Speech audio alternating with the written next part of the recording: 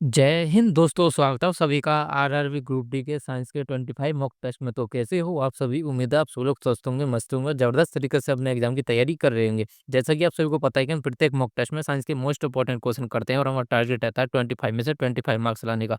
तो चलिए वीडियो को स्टार्ट करते हैं। उससे पहले यदि आप इस चैनल पर नए हो तो चैनल को सब्सक्राइब कर देना, वीडियो को लाइक जरूर कर देना। तो सबसे पहले हैप्पी दिवाली आप सभी को एडवांस में और हैप्पी धनतेरस आज के लिए। तो चलिए देखते हैं अपने फर्स्ट क्वेश्चन को। हमारा फर्स्ट क्वेश्चन है, जब प्रकाश की किरण किसी सघन माध्यम से विरल माध्यम में प्रवेश करती है तो क्या होता है? तो सबसे पहले बात करते हैं। मान लो ये कोई पानी की सतह है, नीचे पानी है, नीचे क्या है? पानी है, मतलब पानी मतलब हो जाएगा सघन माध्यम। पानी मतलब हो जाएगा सघन माध्यम, ऊपर हवा है, वायुमंडल है, वायुमंडल मतलब विरल माध्यम। तो प्रकाश की जब एक किरण आएगी, मान लो ये कोई प्रकाश की किरण आ रही है और यहाँ पर है ये अभिलंब। तो प्रकाश की किरण आएगी तो वह अवलंब की ओर झुक जाएगी। जब प्रकाश की किरण विरल माध्यम से सघन माध्यम में प्रवेश करती है तो वह अविलंब की ओर झुक जाती है। आपको इसे याद रखना है। जब प्रकाश की किरण विरल माध्यम से सघन माध्यम में प्रवेश करती है तो वह अविलंब की ओर झुक जाती है। लेकिन जब प्रकाश की किरण सघन माध्यम से विरल माध्यम में प्रवेश करती है तो वह अविलंब से दूर हट जाती है। यहाँ पे आप देख सकते हो, प्रकाश की किरण आई, जानी तो यूं चाहिए थी, लेकिन अविलंब की ओर झुक जाती है। लेकिन जब प्रकाश की किरण सघन माध्यम से विरल माध्यम में जाती है तो जानी तो यूं चाहिए थी, लेकिन अविलंब से दूर हट जाती है। आपको इन दोनों को याद रखना है। तो क्वेश्चन पूछा है कि जब प्रकाश की किरण सघन माध्यम से विरल माध्यम में प्रवेश करती है तो क्या होता है? वह अविलंब से दूर हट जाती है। तो option number C right answer हो जाएगा, वह अविलंब से दूर हट जाती है। तो option number C right answer होगा और ग्रुप डी 2022 में ये क्वेश्चन पूछा गया था। नेक्स्ट क्वेश्चन को देखते हैं। क्वेश्चन नंबर सेकंड है, श्वेत प्रकाश का वह घटक जिसका अपवर्तनांक अधिकतम होता है, वह रंग का नाम क्या है? तो अपवर्तनांक किस रंग का होता है सबसे अधिक? तो अपवर्तनांक सबसे अधिक होता है बैंगनी रंग का। बैंगनी रंग का अपवर्तनांक सबसे अधिक होता है और कल मैंने आपके लिए बताया था कि बैंगनी रंग का अपवर्तनांक सबसे अधिक होता है, विचलन सबसे अधिक बैंगनी रंग का होता है और तरंग दैर्ध्य सबसे कम, विचलन मतलब तरंग दैर्ध्य सबसे कम होती है बैंगनी रंग की। इन तीनों पॉइंट को आपको याद रखना है। क्या याद रखना है? कि अपवर्तनांक सबसे ज़्यादा बैंगनी रंग का होता है, विचलन सबसे अधिक बैंगनी रंग का होता है और तरंग दैर्ध्य सबसे कम बैंगनी रंग की होती है। और बात करें लाल रंग की, लाल रंग का विचलन सबसे कम होता है, लाल रंग का विचलन सबसे कम होता है, तरंग दैर्ध्य सबसे अधिक होती है और अपवर्तनांक सबसे कम होता है। अपवर्तनांक सबसे कम होता है। तो इन दोनों को आपको याद रखना है। 3 पॉइंट लाल रंग के, 3 पॉइंट बैंगनी रंग के, इन दोनों से ही क्वेश्चन बनते हैं। तो इसके लिए हमारा राइट आंसर हो जाएगा option number B. Next question को देखते हैं। तो क्वेश्चन नंबर 6 है, एक अवतल लेंस से 30 सेंटीमीटर की दूरी पर रखी गई एक वस्तु के द्वारा लेंस से 10 सेंटीमीटर की दूरी पर एक आभासी और सीधा प्रतिबिंब निर्मित होता है। तो लेंस द्वारा उत्पन्न आवर्धन कैसा है? तो मैंने कल आपके लिए पढ़ा था, यदि आवर्धन का मान नेगेटिव में आ जाए तो क्या होता है और आवर्धन का मान यदि पॉजिटिव में आ जाए तो क्या होता है। तो मैंने कल आपके लिए बताया था कि आवर्धन का मान यदि नेगेटिव में आ जाए तो हमारा प्रतिबिंब बनेगा वह वास्तविक बनेगा, मतलब रियल बनेगा, वास्तविक और उल्टा बनेगा। वास्तविक और उल्टा बनेगा यदि आवर्धन का मान नेगेटिव में आ जाए। यदि आवर्धन का मान यदि पॉजिटिव में आ जाए तो हमारा प्रतिबिंब बनेगा वो आभासी बनेगा, मतलब इमेजिनरी बनेगा, आभासी। और कैसा बनेगा? सीधा बनेगा, आभासी और सीधा। तो यहाँ ऑप्शनों को देखते हैं। सबसे पहले हमारा प्रतिबिंब कैसा बन रहा है? आभासी बन रहा है और सीधा बन रहा है। तो मतलब कि हमारा आवर्धन का मान आएगा वो पॉजिटिव में आएगा। तो यहाँ ऑप्शनों को देखते हैं। ऑप्शन नंबर ए और ऑप्शन नंबर बी ये दोनों तो कट हो जाएंगे क्योंकि हमारा प्रतिबिंब बन रहा है वह आभासी और सीधा बन रहा है। तो ये दो गलत हो जाएंगे और एक और यहाँ ऑप्शन नंबर सी या ऑप्शन नंबर डी में से कोई एक हमारा आंसर होगा। तो आवर्धन का आपको सूत्र आना चाहिए। आवर्धन बराबर क्या होता है? प्रतिबिंब की लंबाई अपन बिंब की लंबाई। तो प्रतिबिंब की लंबाई कितनी है? 10 सेंटीमीटर प्रतिबिंब की लंबाई है और बिंब की लंबाई कितनी है? 30 सेंटीमीटर। तो 0 से 0 कट जाएगी तो कितना आ जाएगा आवर्धन? 1/3। तो option number C right answer हो जाएगा। नेक्स्ट क्वेश्चन को देखते हैं। उम्मीद है आपको ये क्वेश्चन समझ में आ गया होगा। नेक्स्ट क्वेश्चन है, हाइपरमेट्रोपिया से पीड़ित लोगों द्वारा खाली जगह लेंस का उपयोग करते हैं। तो किस लेंस का उपयोग किया जाता है? तो हाइपरमेट्रोपिया को बताओ सबसे पहले। हाइपरमेट्रोपिया किसको कहते हैं? तो हाइपरमेट्रोपिया कहते हैं दूरदर्शी दोष को। दूरदर्शी दोष को किस क्या कहते हैं? हाइपरमेट्रोपिया। इसको आपको याद रखना है। और मायोपिया की बात करें, मायोपिया, मायोपिया किसको कहते हैं? मायोपिया कहते हैं निकटदर्शी दोष को। आपको इन दोनों को याद रखना है। अब एग्जाम का पैटर्न थोड़ा चेंज हो गया है। अब दूरदर्शी दोष या निकटदर्शी दोष इनसे क्वेश्चन नहीं पूछे जाते हैं, मतलब कि ये ऑप्शन में नहीं देते हैं कि दूरदर्शी दोष, निकटदर्शी दोष, इनकी जगह पे देते हैं हाइपरमेट्रोपिया, मायोपिया, इन ऑप्शनों को देते हैं। क्योंकि इससे बच्चा कंफ्यूज हो जाता है। तो हाइपरमेट्रोपिया किसको कहते हैं? दूरदर्शी दोष को। और दूरदर्शी दोष को दूर करने के किस लेंस का उपयोग किया जाता है? वो किया जाता है उत्तल लेंस का। आपको इसे याद रखना है, मतलब option number C right answer हो जाएगा। अब ये भी बताओ कि निकटदर्शी दोष को दूर करने के लिए किस लेंस का उपयोग किया जाता है? और ये इसका आंसर आपको कमेंट बॉक्स में देना है। इसका आंसर आपको कमेंट बॉक्स में देना है कि निकटदर्शी दोष को दूर करने के लिए किस लेंस का उपयोग किया जाता है। अब बात करते हैं बेलनाकार लेंस की। बेलनाकार लेंस का उपयोग किसे दूर करने के लिए किया जाता है? वो किया जाता है अविन्तुकता को, या दृष्टि वैषम्य को दूर करने के लिए किसका उपयोग किया जाता है? वो किया जाता है अविन्तुकता या दृष्टि वैषम्य को दूर करने के लिए बेलनाकार लेंस का उपयोग किया जाता है। अब बात करें द्विफोकसीय लेंस का उपयोग किसके लिए किया जाता है? द्विफोकसीय द्विफोकसीय लेंस का उपयोग किसको दूर करने के लिए किया जाता है? द्विफोकसीय लेंस का उपयोग तो वो किया जाता है जरा दृष्टि दोष को दूर करने के लिए। जरा दृष्टि दोष को दूर करने के लिए किसका उपयोग किया जाता है? द्विफोकसीय लेंस का। और बेलनाकार लेंस का उपयोग किसे दूर करने के लिए किया जाता है? वो किया जाता है दृष्टि वैषम्य या अवैधता को दूर करने के लिए बेलनाकार लेंस।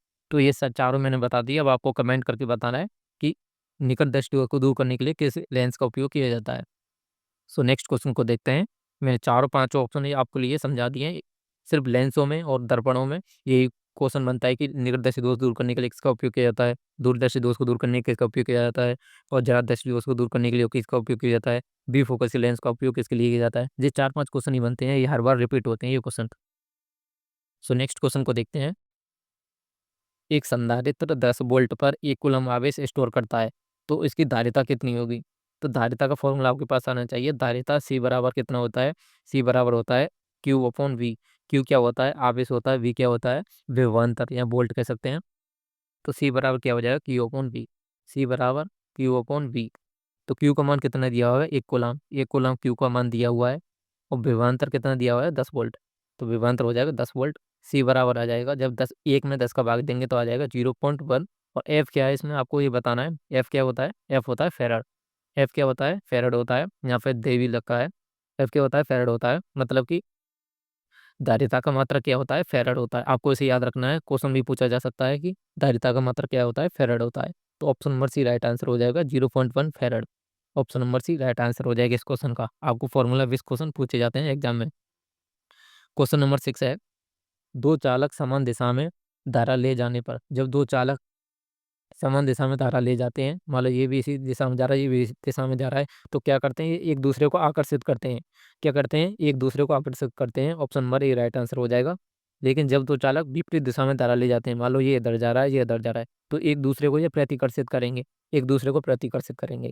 तो समान दिशा में जा रहा है तो एक दूसरे को आकर्षित करेंगे, और यदि विपरीत दिशा में जा रहे हैं तो एक दूसरे को प्रतिकर्षित करेंगे। तो option number A right answer हो जाएगा इस क्वेश्चन का। नेक्स्ट क्वेश्चन को देखते हैं।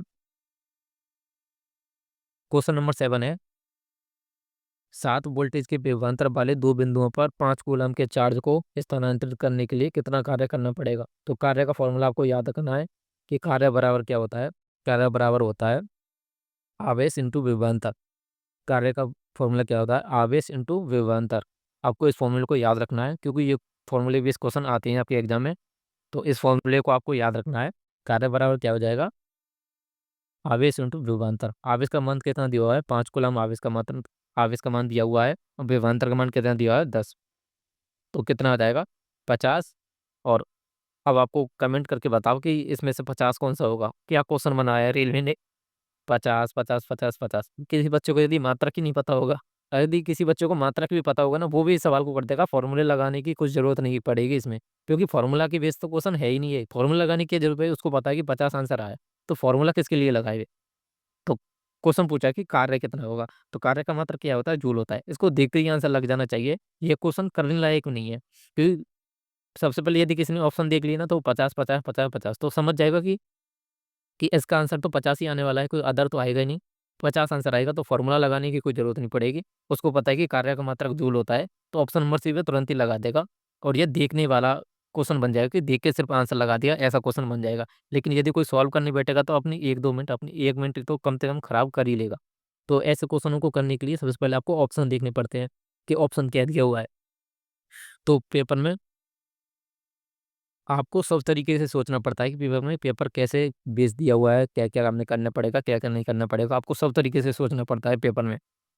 किसी भी सवाल को सॉल्व करने से कुछ नहीं होता है। सबसे पहले ऑप्शनों को देखना पड़ता है कि ऑप्शन क्या हो सकता है। कभी कभी ऐसा दिया हुआ होता है, जैसे हम किसी सॉल्व करते हैं, जैसे 3.2 इंटू 1.5, हम इसको सॉल्व करेंगे तो बहुत से बच्चे तो इसका मल्टीप्लाई करने बैठ जाएंगे। यदि ऑप्शन दिए होते हैं, जैसे पहला ऑप्शन आ जाएगा, मान लो पहला ऑप्शन दे दिया 10, दूसरा ऑप्शन दे दिया जैसे 4.8, ये दे दूसरा ऑप्शन, तीसरा ऑप्शन दे दिया तुमको 8, या चौथा ऑप्शन दे दिया आपको 9.7, कछु ऐसे दे दिया, तो आप इसको आंसर लगा सकते हो कि 3.2 का मल्टीप्लाई एक बार तो करना ही पड़ेगा। 3.2 का 1 से गुणा करेंगे तो 3.2 ही आ जाएगा।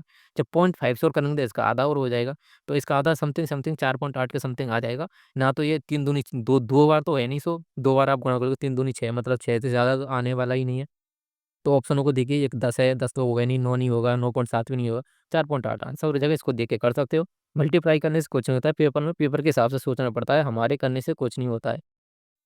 तो आपको पेपर में सब तरीके से सोचना है कि कौन सा सवाल कैसे होगा। तो नेक्स्ट क्वेश्चन को देखते हैं हमारे को। क्वेश्चन नंबर 8 है, एक विद्युत बल्ब के एक फिलामेंट द्वारा 3 मिनट में 0.8 एम्पियर की धारा खींची जाती है, तो परिपथ के माध्यम से प्रवाहित होने वाले आवेश कितना कूलम होगा। तो आपको पता होगा कि धारा क्या होती है। धारा बराबर होती है आवेशों के प्रवाह की दर। आवेशों के प्रवाह की दर को धारा कहते हैं। मतलब कि आई बराबर हो जाएगा क्यू अपन टी। हमसे क्या पूछा है, आवेश पूछा है, तो क्यू बराबर क्या हो जाएगा, क्यू बराबर हो जाएगा आई टी। क्यू बराबर क्या हो जाएगा, आई टी। और धारा कितनी दी हुई है, 0.8 एम्पियर, तो 0.8 लिख लेंगे। और टाइम कितनी दी हुआ है, 3 मिनट। 3 मिनट दी हुई है यहाँ पे, इसको सॉल्व कर लेंगे। आवेश बराबर क्या हो जाएगा, 0.8 इंटू 3 मिनट। 3 मिनट को जब सेकंड में बदलेंगे तो 60 का गुणा कर लेंगे। और 0.8 के नीचे से जब इसको पॉइंट को हटाएंगे तो नीचे आ जाएगा 10। इस जीरो से ये जीरो कट जाएगी, 6×18, और 18×8 कितनी होती है, 144। 144 कूलम इसका मात्रक आ जाएगा। कूलम यहाँ पे दिया हुआ है, इसलिए यहाँ पे कूलम दिया हुआ है। तो ऑप्शन नंबर भी राइट आंसर हो जाएगा, 144 कूलम। नेक्स्ट क्वेश्चन को देखते हैं। क्वेश्चन नंबर 9 है, बेरी बेरी एक रोग है जो खाली जगह होता है की कमी के कारण। तो किसकी कमी के कारण बेरी बेरी रोग होता है। तो सबसे पहले बात करते हैं विटामिन ए। विटामिन ए की कमी से रतौंधी रोग होता है। विटामिन बी की कमी से या बी वन की कमी से बेरी बेरी रोग होता है। विटामिन सी की कमी से स्कर्वी रोग होता है। विटामिन डी की कमी से रिकेट्स रोग होता है। और ये बच्चों में होता है रिकेट्स। और बड़ों में क्या होता है या वयस्क व्यक्तियों में कौन सा होता है, ऑस्टियोमिलेसिस। ऑस्टियोमिलेसिस ये रोग होता है बड़ों में। विटामिन के की कमी से रक्त का थक्का नहीं जमता है। अब बात करते हैं इनके रासायनिक नाम की। इनके रासायनिक नाम भी पूछ लिए जाते हैं। तो विटामिन ए का रासायनिक नाम क्या होता है, रेटिनॉल। रेटिनॉल विटामिन ए का रासायनिक नाम होता है। बी वन का क्या होता है, thiamine. Thiamine vitamin B one का रासायनिक नाम होता है। विटामिन सी की बात करें तो एस्कॉर्बिक, या एस्कॉर्बिक अम्ल कह सकते हैं इसको, और वो होता है विटामिन सी का। विटामिन डी की बात करें तो कैल्सीफेरॉल। कैल्सीफेरॉल विटामिन डी का रासायनिक नाम होता है। इनके रासायनिक नाम भी पूछे जा सकते हैं, इनके रोग भी पूछे जा सकते हैं। आपको सब तरीके से तैयार रहना है। विटामिन बी टू की बात करें, विटामिन बी टू की बात करें तो राइबोफ्लोविन कहते हैं विटामिन बी टू को। राइबोफ्लोविन कहते हैं। विटामिन बी ट्वेल्व की बात करें, बी ट्वेल्व की बात करें तो साइनोकोवलिन। ये भी बी ट्वेल्व ही पूछा जाता है, साइनोकोवलिन। साइनोकोवलिन ये होता है विटामिन बी ट्वेल्व। तो एनटीपीसी 2020 में क्वेश्चन पूछा गया था, मैंने सभी क्वेश्चन आपको करा दिए हैं। इससे रिलेटेड दो भी क्वेश्चन बन सकते हैं। सो नेक्स्ट क्वेश्चन को देखते हैं। Option number B right answer होगा इस क्वेश्चन का। नेक्स्ट क्वेश्चन को देखते हैं। क्वेश्चन नंबर 10 है, निम्न में से कौन सा आयनिक यौगिक नहीं है। तो सबसे पहले बात करते हैं आयनिक यौगिकों की। आयनिक यौगिक किसको कहते हैं, तो वे यौगिक जो आपस में आयनिक बंधों द्वारा बंधे होते हैं उन्हें कहते हैं आयनिक यौगिक। तो आप ऐसे नहीं समझोगे इस सवाल को, मुझे पता है कैसे समझोगे। तो आयनिक यौगिक किन्हें कहते हैं, मान लो दो तत्व में Na और Cl। मान लिए दो तत्व में NaCl। NaCl क्या करेगा, तो ये इलेक्ट्रॉन Cl को दे देगा और Na प्लस बना लेगा। और Cl क्या करेगा, इलेक्ट्रॉन ग्रहण कर लेगा और Cl माइनस बना लेगा। तो ये आपस में एक बंध द्वारा बन जाते हैं। और अब एक दूसरे को आकर्षित करेंगे, ये प्लस है ये माइनस है, तो एक दूसरे को आकर्षित करेंगे तो क्या बना लेंगे, NaCl। तो ये दो तत्व आपस में एक इलेक्ट्रॉन देता है और प्लस बना लेता है, और एक इलेक्ट्रॉन ग्रहण करता है माइनस बना लेता है। तब भी एक दूसरे को आकर्षित करते हैं और एक बंध द्वारा बन जाते हैं, और इसे कहते हैं आयनिक बंध। तो उम्मीद है आप इसको समझ गए होंगे। मैं बहुत ईजी भाषा में समझाने की कोशिश करी है आपको। तो उसे कहते हैं आयनिक यौगिक। और क्वेश्चन में पूछा है कि आयनिक यौगिक नहीं है। तो यहाँ पे आप देख सकते हो कि NaCl तो आयनिक यौगिक है, Na प्लस और Cl माइनस। ऐसे ही CaCl2 Ca प्लस हो जाएगा और Cl2 माइनस हो जाएगा। ऐसे ही MgCl2 Mg प्लस हो जाएगा और Cl2 माइनस हो जाएगा। तो ये तो तीनों आयनिक यौगिक हो जाएंगे। अब बात करें कार्बन डाइऑक्साइड। कार्बन डाइऑक्साइड पहली बात तो एक गैस है, तो ये आयनिक यौगिक नहीं है। आपको सबसे पहले यही पता होनी चाहिए।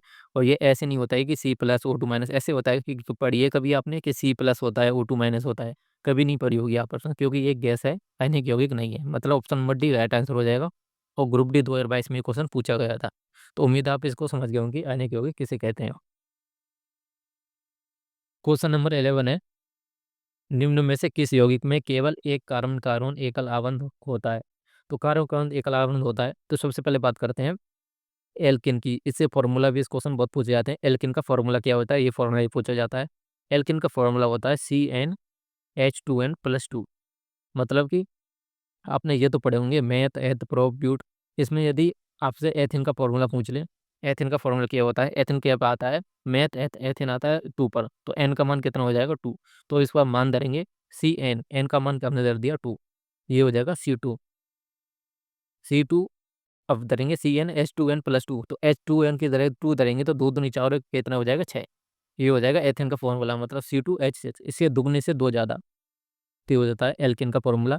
एल्किन की बात करें तो एल्किन का फॉर्मूला होता है CnH2n। CnH2n ये एल्किन का होता है। और एल्काइन की बात करें तो CnH2n-2। आपको इन तीनों फॉर्मूले को याद रखना है। यदि आपने थोड़ा सा भी पढ़ा होगा इनके बारे में, तो आप इसको रिलेट कर पा रहे होंगे कि मैंने आपको क्या बताने की कोशिश की है। तो एल्किन के हम जब संरचना बनाते हैं तो ये बनता है कुछ ऐसे। यहाँ पे हाइड्रोजन हाइड्रोजन हाइड्रोजन, ये हाइड्रोजन यहाँ पे जुड़े हुए होते हैं। तो यहाँ पे आप देख सकते हो कि कार्बन कार्बन एकल बंधु द्वारा कहाँ पे बंधे होते हैं, एथिन की संरचना में। तो यहाँ पे आप देख रहे हो कार्बन कार्बन के बनते एकल बंधु होता है। तो ऑप्शन नंबर भी राइट आंसर हो जाएगा इस क्वेश्चन का। नेक्स्ट क्वेश्चन को देखते हैं।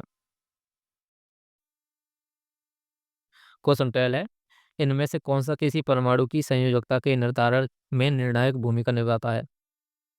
तो किसी परमाणु की संयोजकता में, संयोजकता किसको कहते हैं, तो संयोजकता कहते हैं किसी परमाणु के बाह्यतम कोश के अष्टक को पूरा करने के लिए या तो इलेक्ट्रॉनों की आवश्यकता ग्रहण करने की आवश्यकता पड़ती है, या इलेक्ट्रॉन को त्यागने की आवश्यकता करती है। वो जितने इलेक्ट्रॉन वो ग्रहण करता है या जितने इलेक्ट्रॉन वो दान देता है, तो उन इलेक्ट्रॉनों को क्या, उन इलेक्ट्रॉनों की संख्या को कहते हैं संयोजकता कहते हैं। तो आप इसको ऐसे नहीं समझोगे, मैं बताता हूँ। यदि किसी परमाणु के बाह्यतम कोश में 4 से कम इलेक्ट्रॉन है, जैसे मान लो 3 इलेक्ट्रॉन है, तो वो उन 3 इलेक्ट्रॉनों को त्याग कर देगा और अपने अष्टक को पूरा कर लेगा। तो उसकी संयोजकता कितनी हो जाएगी, 3 हो जाएगी। अब मान लो किसी परमाणु के बाह्यतम कोश में 4 से अधिक इलेक्ट्रॉन है, जैसे हो जाएंगे 6 इलेक्ट्रॉन है उसको बाह्यतम कोश में, तो वो 6 इलेक्ट्रॉन को तो त्यागेगा नहीं, 2 इलेक्ट्रॉन और ग्रहण कर लेगा। 2 इलेक्ट्रॉन और ग्रहण कर लेगा तो वो उसकी संयोजकता हो जाएगी 2। उसकी संयोजकता कितनी हो जाएगी, +2। ग्रहण करेगा तो +2 और त्यागेगा तो -3। तो आप ऐसे इसको समझ सकते हो। तो संयोजकता के बारे में आप समझ गए होंगे। तो संयोजकता का निर्धारण कौन करता है, बाह्यतम कोश में इलेक्ट्रॉनों की संख्या। बाह्यतम कोश में इलेक्ट्रॉनों की संख्या उसकी संयोजकता का निर्धारण करती है। Option number C right answer हो जाएगा। नेक्स्ट क्वेश्चन को देखते हैं। क्वेश्चन नंबर 13 है, निम्न में से किस यौगिक में सहसंयोजक आबंध होते हैं। तो सहसंयोजक आबंध मतलब 7 सहसंयोजक आबंध होते हैं। तो अभी मैंने आपके लिए पढ़ाया था एथिन में ही 7 सहसंयोजक आबंध होते हैं। जैसे मैंने आपके लिए गिनाए नहीं थे थोड़ी, जैसे हाइड्रोजन हाइड्रोजन हाइड्रोजन, यहाँ पे ये हो जाएगी C2H6। तो यहाँ पे आप देख सकते हो एक सहसंयोजक आबंध, 2 3 4 5 6 और एक 7। तो ये आपस में 7 सहसंयोजक बंध किसके मध्य होते हैं, तो हो जाए एथिन के मध्य। Option number A right answer हो जाएगा। सो नेक्स्ट क्वेश्चन को देखते हैं। क्वेश्चन नंबर 14 है, फास्फोरस के एक अणु में कितने संयोजी इलेक्ट्रॉन होते हैं। तो सबसे पहले आपको संयोजी इलेक्ट्रॉन और संयोजकता के मध्य अंतर आना चाहिए। तो मैं आपको सबसे पहले बताता हूँ कि फास्फोरस फास्फोरस का परमाणु क्रमांक कितना होता है, 15 होता है। और इसमें इलेक्ट्रॉन की संख्या भी 15 होती है। तो मान लो फास्फोरस के पहले अष्टक में आ जाएंगे 2 इलेक्ट्रॉन, दूसरे में आ जाएंगे 8 इलेक्ट्रॉन, 2 और 8 10 हो गए। फिर तीसरे अष्टक में कितने बचेंगे, 5 इलेक्ट्रॉन बचेंगे तीसरे अष्टक में। तो 5 इलेक्ट्रॉन कैसे होंगे, तो बाह्यतम कोश में उपस्थित इलेक्ट्रॉनों की संख्या को ही संयोजी इलेक्ट्रॉन कहते हैं। क्या कहते हैं, बाह्यतम कोश में उपस्थित इलेक्ट्रॉनों की संख्या को ही संयोजी इलेक्ट्रॉन कहते हैं। तो इसकी संयोजी इलेक्ट्रॉन की संख्या कितनी हो जाएगी, 5। और संयोजकता के बाद मैंने अभी आपको अभी बताया था कि बाह्यतम कोश में उपस्थित अपने अष्टक को पूरा करने के लिए जितने इलेक्ट्रॉनों की आवश्यकता होती है उसको कहते हैं संयोजकता। तो इन दोनों के मध्य आपको डिफरेंस समझ में आ गया होगा, संयोजी इलेक्ट्रॉन किसे कहते हैं और संयोजकता किसे कहते हैं। Option number D right answer हो जाएगा इसका। नेक्स्ट क्वेश्चन को देखते हैं। क्वेश्चन नंबर 15 है, आपको कैसे पता चलेगा कि कोई व्यक्ति 1 वर्ष पहले HIV से संक्रमित हुआ, तो हमें कैसे पता चलेगा? वो पता चलेगा कि रक्त में anti-HIV एंटीबॉडी द्वारा। तो किसके द्वारा पता पड़ेगा? कि रक्त में anti-HIV एंटीबॉडी द्वारा पता चलेगा। और HIV की फुल फॉर्म भी पूछी जाती है। HIV की फुल फॉर्म होती है ह्यूमन इम्यूनो डेफिशिएंसी वायरस। क्या होती है? ह्यूमन इम्यूनो डेफिशिएंसी वायरस, ये इसकी फुल फॉर्म होती है। और इसके द्वारा कौन सा रोग होता है? एड्स की बीमारी होती है, AIDS, एड्स की बीमारी होती है। और इसकी फुल फॉर्म भी एग्जाम में पूछी जाती है। एड्स की फुल फॉर्म होती है एक्वायर्ड इम्यूनो डेफिशिएंसी सिंड्रोम। क्या होती है? Acquired immuno deficiency syndrome. तो ये इसकी फुल फॉर्म होती है। Option number D right answer हो जाएगा इस क्वेश्चन का। नेक्स्ट क्वेश्चन को देखते हैं।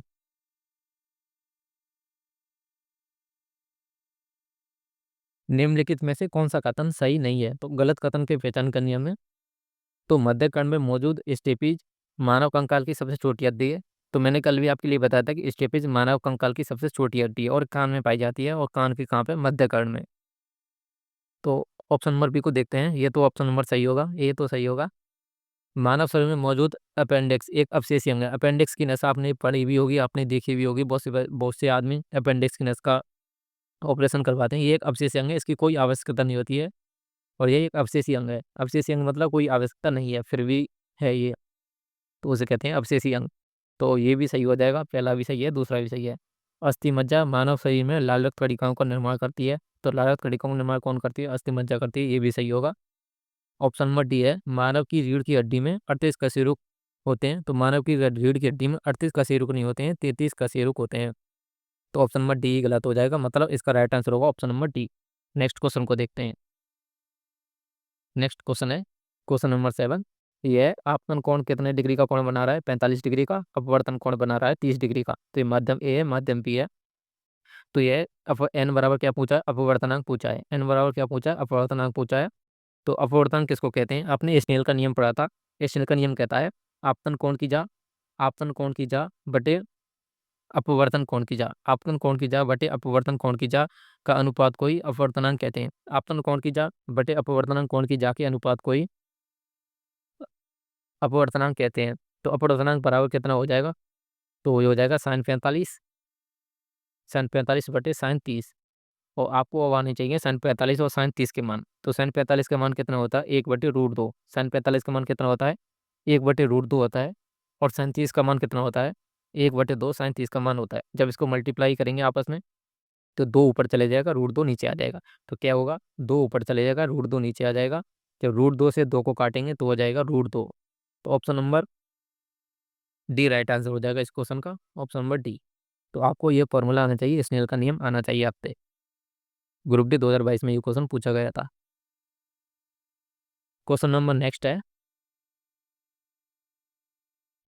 तो क्वेश्चन नंबर 18 है, इनमें से किस उपकरण में केवल उत्तल लेंस का उपयोग किया जाता है? तो उत्तल लेंस का उपयोग किस में किया जाता है? तो माइक्रोस्कोप में उत्तल लेंस का उपयोग किया जाता है। Option number C right answer हो जाएगा। माइक्रोस्कोप में उत्तल लेंस का उपयोग किया जाता है। कार की हेडलाइट में और फ्लैश लाइट में किसका उपयोग किया जाता है? अवतल दर्पण का। अब दर्पण और लेंस के बारे में आपको नॉलेज होनी चाहिए। और दर्पण और लेंस को आप मिक्स मत कर देना, क्योंकि बहुत से बच्चे देखे हैं जो दर्पण को भी और उत्तल दर्पण और उत्तल लेंस इन दोनों को एक समझते हैं। उत्तल लेंस और उत्तल दर्पण इन दोनों को एक समझते हैं, आपस में बहुत ज़्यादा अलग होते हैं ये। तो कार की हेडलाइट और फ्लैश लाइट में किसका उपयोग किया जाता है? वो किया जाता है अवतल दर्पण का। और माइक्रोस्कोप में किसका उपयोग किया जाता है? वो किया जाता है उत्तल लेंस का। और बायोस्कोप में किसका उपयोग किया जाता है? वो किया जाता है उत्तल लेंस और अवतल लेंस दोनों का। तो अब बात करते हैं कि कारों का पश्चात दृश्य देखने में। कारों के मिरर साइड में आपने देखा होगा कि आपने बाइक का एक में भी एक शीशा लगा होता है। उस शीशे में कौन सा दर्पण उपयोग किया जाता है? अब पश्चात दृश्य देखने के लिए हम जैसे दर्पण का उपयोग करते हैं, उसमें कौन सा दर्पण लगा होता है? वो होता है उत्तल दर्पण। कौन सा होता है? उत्तल दर्पण। तो option number C right answer हो जाएगा इस क्वेश्चन का। उम्मीद है आप इस क्वेश्चन को समझ गए होंगे। तो नेक्स्ट क्वेश्चन है, एक श्वेत प्रकाश कौन किसी त्रिभुजाकार कांच के प्रिज्म के माध्यम से बड़ विक्षेपित होकर 7 रंगों की एक पट्टिका निर्मित करती है। तो इनमें से कौन सा कथन सही है? तो सही कथन को जानना है। लाल रंग का घटक का अपवर्तनांक न्यूनतम होता है। तो लाल रंग के घटक का अपवर्तनांक न्यूनतम होता है। मैंने अभी आपके लिए बताया था इसी मॉक टेस्ट में कि लाल रंग के घटक का अपवर्तनांक सबसे न्यूनतम होता है, और बैंगनी रंग के अपवर्तनांक का घटक सबसे अधिकतम होता है। तो पहला तो सही होगा। ऑप्शन नंबर बी को देखते हैं। बैंगनी रंग के घटक का विचलन न्यूनतम होता है। तो विचलन व्यंजन के घटक का न्यूनतम नहीं होता है, सबसे मैक्सिमम होता है विचलन। तो मैंने ये भी बताया था, अभी आज ही बताया था आपके लिए कि व्यंजन का विचलन मैक्सिमम होता है, न्यूनतम नहीं होता, और न्यूनतम होता है लाल रंग का। ऑप्शन नंबर सी को देखते हैं, ये दूसरा गलत हो जाएगा, पहला ही सही होगा। कांच के कांच में श्वेत प्रकाश के सभी घटकों की चाल समान होती है, सो सभी घटकों की चाल समान ही होती है, बैंगनी रंग की सबसे अधिक होती है, लाल रंग की सबसे कम होती है। तो इनमें से कौन सा सही होगा? केवल एक सही होगा, option number A right answer होगा, इनमें से केवल एक सही होगा। नेक्स्ट क्वेश्चन को देखते हैं, क्वेश्चन नंबर 20 है, निम्न में से किस खाद्य पदार्थ में आयरन प्रचुर मात्रा में पाया जाता है? तो आयरन किस खाद्य पदार्थ में प्रचुर मात्रा में पाया जाता है? वो पाया जाता है गुड़ में। गुड़ में आयरन प्रचुर मात्रा में पाया जाता है, option number C right answer होगा। चावल में क्या पाया जाता है? कार्बोहाइड्रेट चावल का स्रोत हो जाएगा। और मक्खन में क्या पाया जाता है? फैट या वसा। और दूध में क्या पाया जाता है? विटामिन ए कह सकते हैं, सभी विटामिन पाए जाते हैं विटामिन सी को छोड़ के, कि विटामिन सी भी एक खट्टी विटामिन है। इसके बारे में अभी आपको आगे बता दूंगा, इससे रिलेटेड क्वेश्चन हो जाएगा। तो नेक्स्ट क्वेश्चन है, क्वेश्चन नंबर 21, इनमें से किस भोजन को बॉडी बिल्डिंग भोजन कहा जाता है? तो बॉडी बिल्डिंग भोजन किसको कहा जाता है? प्रोटीन से भरपूर भोजन को बॉडी बिल्डिंग प्रोटीन कहा जाता है, बॉडी बिल्डिंग भोजन कहा जाता है। तो जैसे कि मटर हो जाएगी, जैसे आपने देखा भी होगा, बहुत से बच्चे जिम जाते होंगे, यहाँ आप जिसमें से ये वीडियो देख रहे हैं वो भी इनमें से कुछ ना कुछ लड़के जिम जाते होंगे। तो वे किसका सेवन करते हैं अपनी बॉडी बनाने के लिए? प्रोटीन का सेवन करते हैं।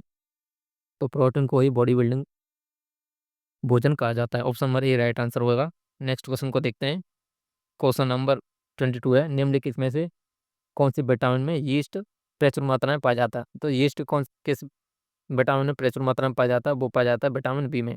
विटामिन बी में यीस्ट प्रचुर मात्रा में पाया जाता है, ऑप्शन नंबर ये राइट आंसर हो जाएगा। नेक्स्ट क्वेश्चन को देखते हैं, तो उससे पहले यदि बात करते हैं विटामिन सी की, विटामिन सी में क्या पाया जाता है प्रचुर मात्रा में? विटामिन सी किस में पाया जाता है? आंवले, संतरे। विटामिन सी एक खट्टी विटामिन है, और खट्टे पदार्थों में जैसे नींबू, संतरा, आंवला, इनमें प्रचुर मात्रा में पाया जाता है। विटामिन के रक्त का थक्का जमाने में सहायता करता है, और हरी पत्ती की सब्जियों में, हरी पत्तेदार सब्जियों में पाया जाता है। विटामिन ए की बात करें तो गाजर, दूध, ये सब में विटामिन ए प्रचुर मात्रा में पाया जाता है। नेक्स्ट क्वेश्चन को देखते हैं, तो क्वेश्चन नंबर 23 होगा, पौधे को 5 समूह में बांटा गया है, इनमें से कौन सा एक नहीं है? तो पौधे को 5 समूह में बांटा गया है, तो इनमें से कौन सा एक नहीं है?